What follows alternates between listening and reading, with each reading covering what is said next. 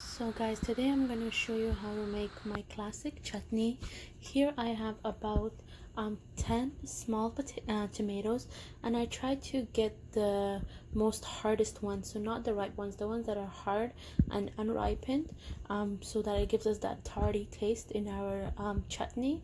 And I have just quartered them like this, so about 10. Here I have a cup of parsley washed and chopped, and here I have about a cup of chilies, one whole garlic clove, and salt is to taste always. And then here I have 10 whole, what is this called again? 10 whole walnuts. So I have just taken the walnut itself, the seeds, so basically just 10 walnuts. That's how much this will be, like 1 cup. And then I'm going to just be using some apple cider vinegar and some olive oil and half a cup of water to help get my mixture started and diluted. If you have other vinegar, you could use it. I like apple cider vinegar because it's healthier and it has and also because this is organic. I try to stay as much organic as possible, or close to it anyways, what is organic nowadays. But getting away from my point is, these three watery things are used to help my mixture get along. So I would say in all I use about half a cup of apple cider vinegar, less than half a cup of olive oil, and about half a cup of water, depending on how watery I want my mixture to be. Then here, to get started, I'm just gonna add some water in the bottom, so here, and then I'm gonna add the next watery thing, which is my tomatoes. And then I'm gonna add some chilies, and then some garlic cloves, some parsley, and then a bit of salt, and then we are ready to mix. And of course guys, don't forget to put the top on and press it when you're mixing so nothing splatters out. So at this point, like me, if it's stuck and it's not really mixing, you can use a spoon to help you move the mixture up. And I've added about 2 tablespoons of olive oil at this point, just to mix it around so that it can mix more easily. And the buttons that I use here is usually I do chopped, and I do mixed, and I do smoothie. Sometimes I liquefy depending on how fine I want it, but usually I don't want it to be too watery. I want it to stay a bit chunky. So at this point, it's been mixed to the point where it's watery, so I can go ahead and add more things into my mixture because I have that liquidy base, which will help me to mix my other ingredients in easily. So in go more pepper. And guys, if you wanted less spicy, you can do less green chilies. If you wanted more spicy, you can do more.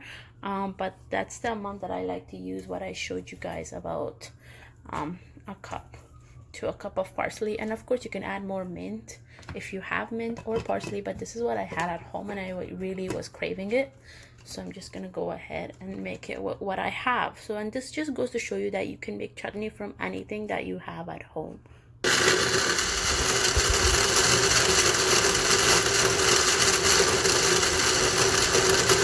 Guys, this is my last batch. I have added everything in. I've gone ahead, added about, I would say, this much more water, 3 more tablespoons of olive oil, half more tablespoon of salt. I've added all of my walnuts, I've added all of my parsley, my everything that was remaining.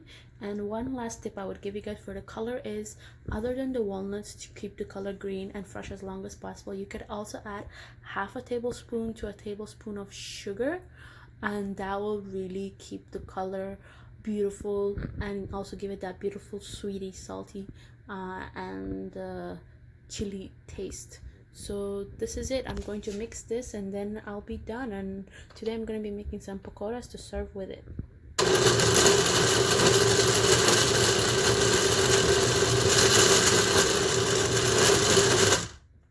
And just stop it periodically because you don't want your mixer to heat up too much. And I'm done, guys. I will show you the one that I did, the consistency. I have it just in the sink so it doesn't fall over or anywhere because I'm prone to tripping over. So here we go.